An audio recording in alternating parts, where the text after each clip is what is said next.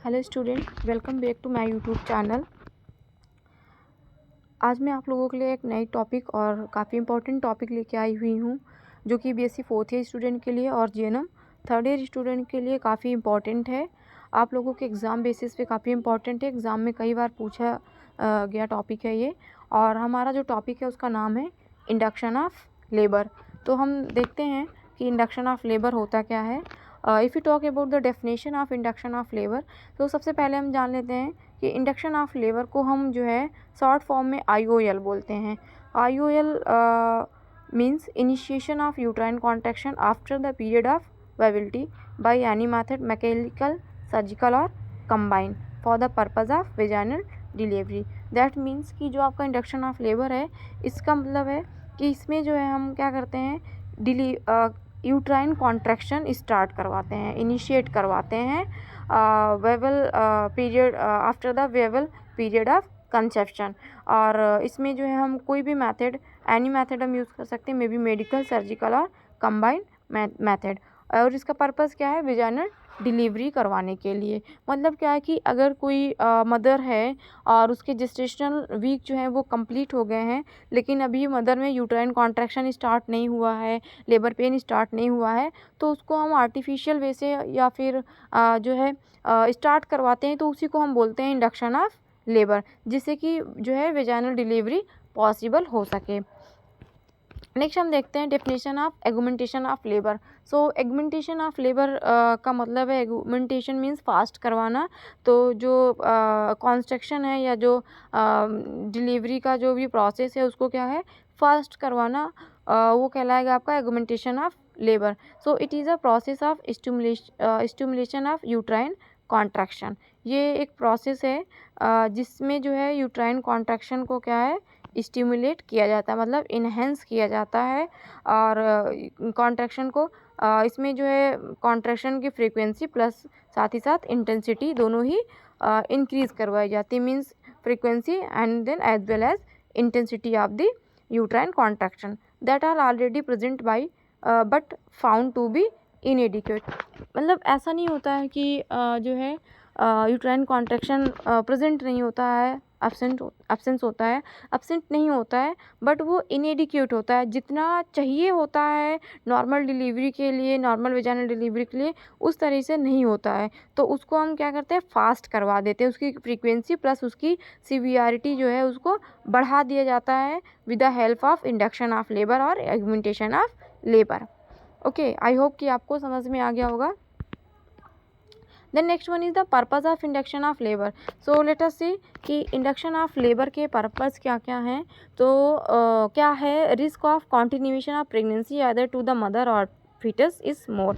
तो सपोज़ कि अगर जो है प्रेगनेंसी कंटिन्यू रखी जाए, मीन्स इफ़ इट जो है जेस्टेशनल वीक कंप्लीट हो गए हैं, डिलीवरी का टाइम आ गया है, बट अभी जो है मदर में लेबर पेन या यूट्राइन कॉन्ट्रैक्शन स्टार्ट नहीं हुआ है, तो ये क्या है, बियॉन्ड द जेस्टेशन वीक चला जाएगा, तो पोस्ट मेच्योरिटी में कन्वर्ट हो सकता है। और अगर ऐसा हुआ तो ये क्या है, रिस्क है ये मदर के लिए। अगर कंटिन्यूएशन ऑफ प्रेगनेंसी, तो it should be risk for mother, other foetus also may be जो है स्टिल बर्थ होने के चांसेस हैं, या फीटस को इन्फेक्शन होने के चांसेस हैं।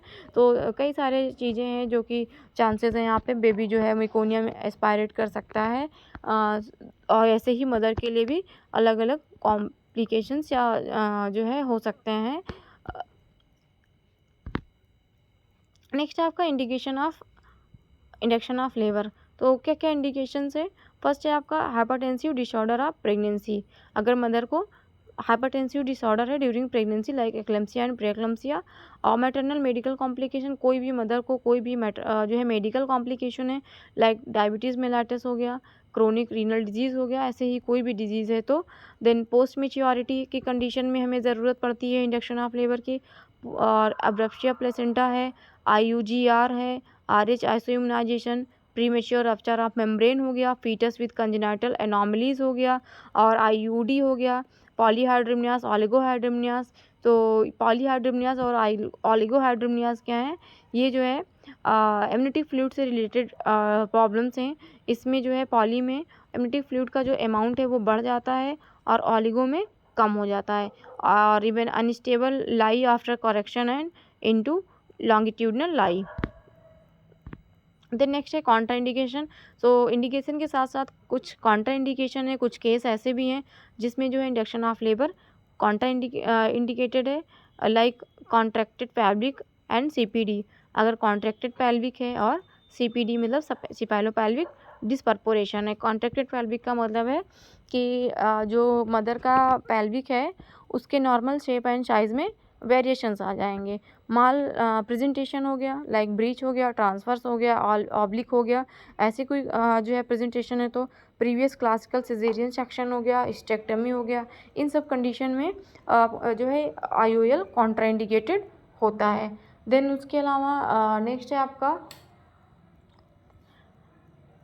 यूट्रो प्लेसेंटल फैक्टर हो गया। अगर यूट्रस और प्लेसेंटा में कोई प्रॉब्लम है, then high risk pregnancy with foetal compromise, then after that next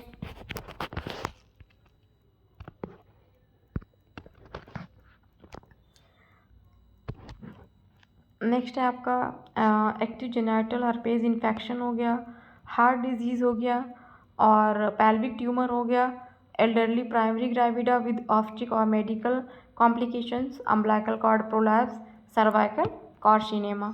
अगर ऐसे कोई भी कंडीशन है तो उसमें जो है IOL कॉन्ट्राइंडिकेटेड होता है। देन नेक्स्ट आपका पैरामीटर्स हैं, मतलब कुछ जो है पॉइंट्स हैं, कुछ पैरामीटर्स हैं जो कि अगर आप जो है IOL के लिए जा रहे हैं तो पहले ही आपको एसेस कर लेना है। तो मैटरनल में क्या क्या आप एसेस करेंगे? To confirm the indication of IOL का इंडिकेशन जो है कंफर्म करने के लिए करेंगे, और देन मतलब आप इंडिकेशंस जो है उसको कंफर्म कर लेंगे कि इंडक्शन ऑफ लेबर की ज़रूरत है या नहीं है। Then exclude the contraindication of IOL and then assist Bishop score. Bishop score एक होता है, अभी हम आगे डिटेल से देखेंगे, और उसको असिस्ट करेंगे। अगर ये मोर देन 6 है तो it should be consider as a favourable condition. आप इस कंडीशन में कर सकते हैं।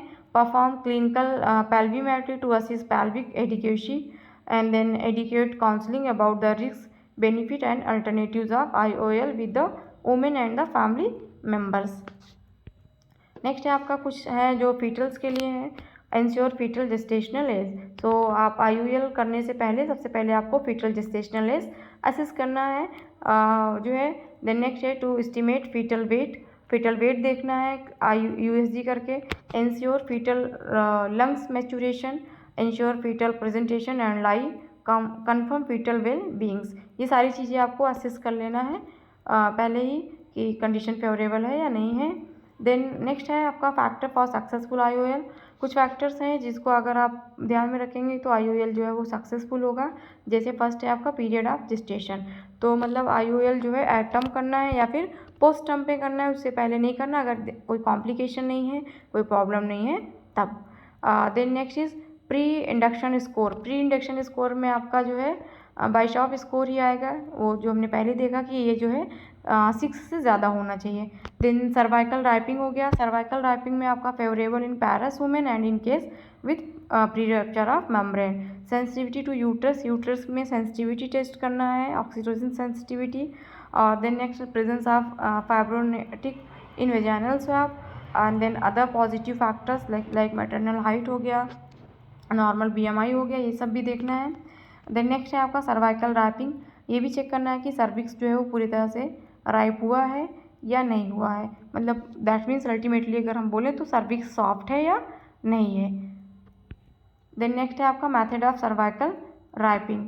सो कैसे आप सर्विक्स अगर राइप नहीं है तो कैसे राइप करेंगे, उसमें आप फार्माकोलॉजिकल मेथड यूज़ करेंगे, प्रोस्टाग्लैंडिन देके, और misoprostol, oxytocin, progesterone, then mifepristone, relaxin, hyaluronic acid, oestrogen, ये सारी जो है फार्माकोलॉजिकल मेथड यूज़ करके आप सर्विक्स को राइप करवा सकते हैं। उसके अलावा जो है नॉन फार्माकोलॉजिकल मेथड में स्ट्रिपिंग ऑफ मेम्ब्रेन्स, एमनियोटोमी कर सकते हैं आप, mechanical dilators, osmotic dilators use करके, trans cervical balloon catheter use कर सकते हैं, एक्स्ट्रा एमनियोटिक सैलाइन इन्फ्यूज़न करके, ये सारे मेथड यूज़ करके भी आप